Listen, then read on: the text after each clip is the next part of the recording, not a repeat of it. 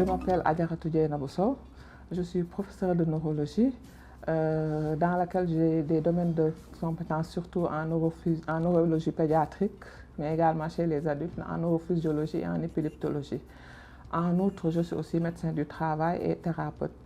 Ici, c'est l'unité de neurologie, neurosciences, et souvent on reçoit des enfants, des encéphalopathes, des enfants avec troubles du comportement qui ont eu un long passé douloureux à travers le circuit hospitalier. Le métier de neurologue, ça concerne toutes les pathologies liées au cerveau et aux nerfs, hein, en général, muscles, nerfs. Donc c'est le système nerveux central et le système nerveux périphérique. Toutes les pathologies qui sont en rapport avec des troubles de ce système sont gérées par la neurologie. On partage cette spécialité avec ce qu'on appelle les neurochirurgiens. Nous sommes la branche médicale et eux, ils sont la branche chirurgicale. Il y a certaines pathologies neurologiques qui sont d'ordre chirurgical et souvent on passe la main aux chirurgiens.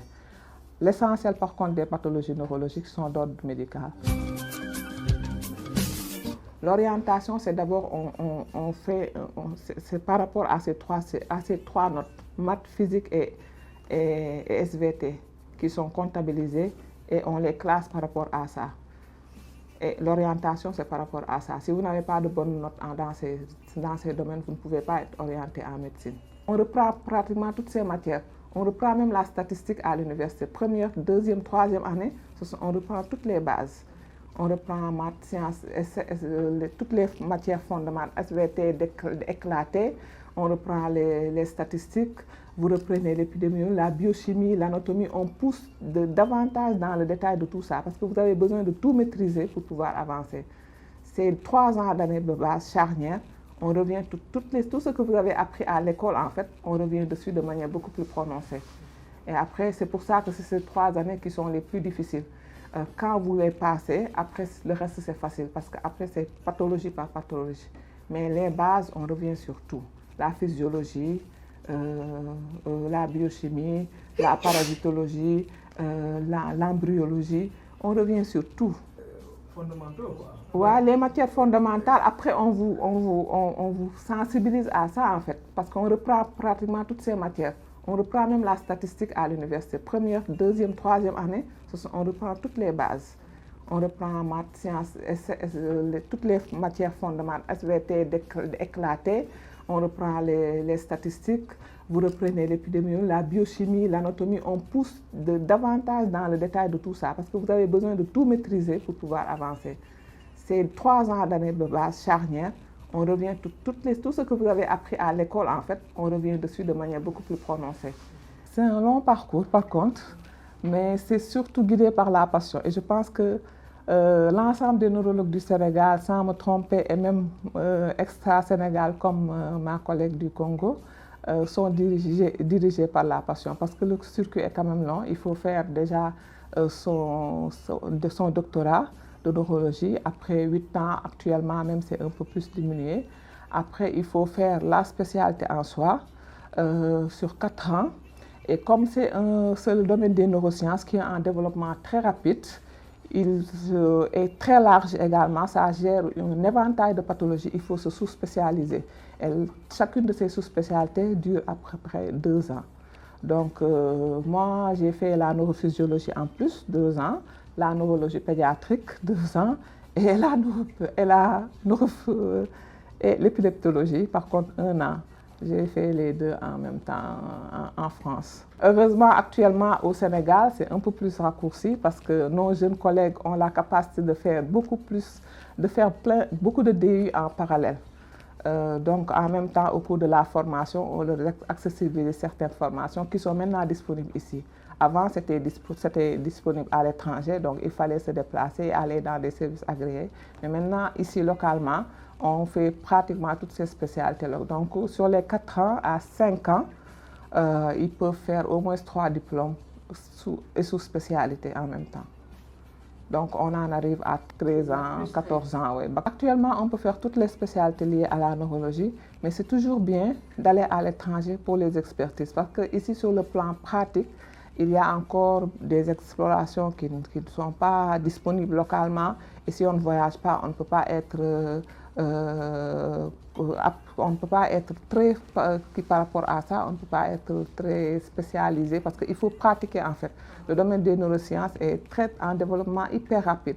Maintenant, il y a l'intelligence artificielle qui est de plus en plus intégrée à ça. Et ça, c'est vraiment innovant, c'est pas là. Donc, il faut aller s'ouvrir à ça. Donc, en dehors de la formation, on peut aller quand même régulièrement au congrès pour se familiariser avec ces nouveaux aspects et voir les possibilités d'installation locale.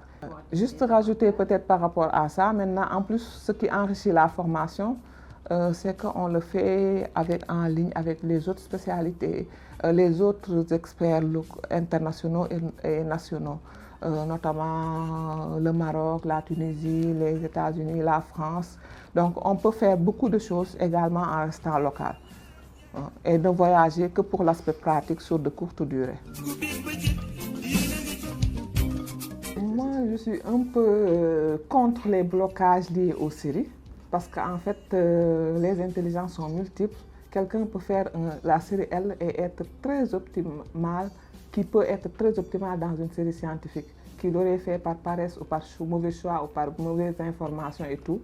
Donc déjà, il faut les caractéristiques, je veux dire, personnalité.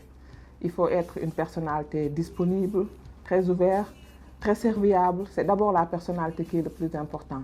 Mais c'est vrai qu'ici au Sénégal, par contre, on reste enfermé dans ces carcans. Et pour cela, il faut forcément la série scientifique. Et la meilleure série pour être un neurologue, c'est les séries S et D. S2 et S1, c'est ça? Les nouvelles dénominations, c'est ça? Oui.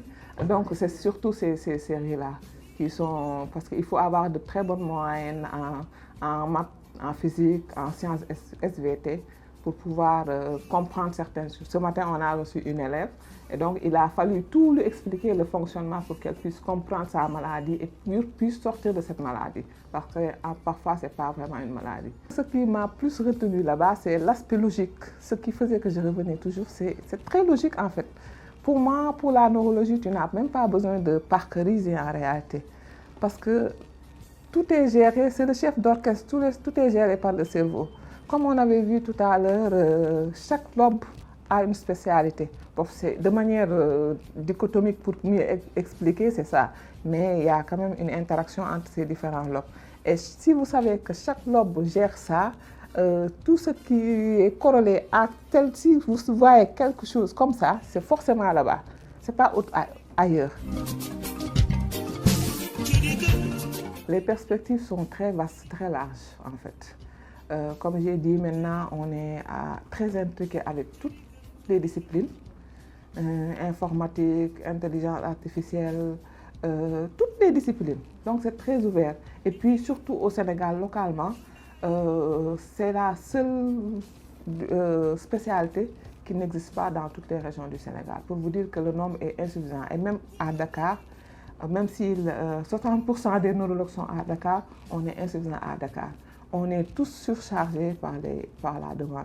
Les rendez-vous sont partout, pour toujours à 4 mois minimum. De manière générale, les médecins sont relevés sur le plan salarial et donc ça aide.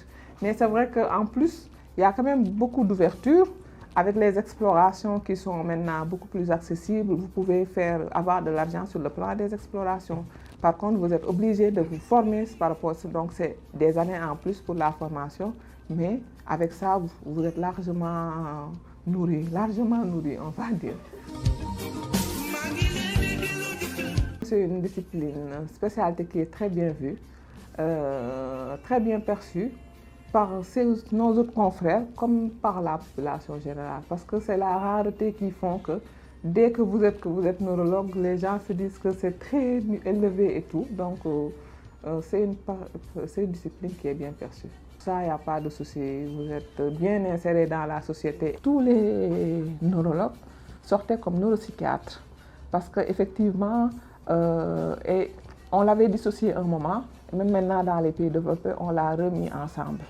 Parce que l'un ne va pas sans l'autre. On disait que les maladies psychiatriques, c'était les maladies non organiques. C'est-à-dire qu'il n'y avait pas de base il n'y avait pas de perturbation de l'organisme qui était à l'origine. Mais maintenant, avec le développement, on se rend compte que ce n'est pas vrai. Il y a beaucoup de maladies psychiatriques qui sont sous-tendues par des perturbations biologiques, neurobiologiques. Donc, on ne peut pas les dissocier.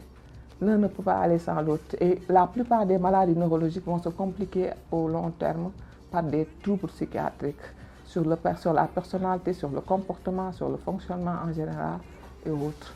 Pareil également pour être un malade psychiatrique ne dispense pas de faire une véritable maladie neurologique. Et parfois, maintenant, de plus en plus, dans les encéphalopathies, les encéphalites auto-immunes, le tableau, c'est un tableau psychiatrique, alors que c'est une véritable maladie neurologique et même une maladie générale systémique.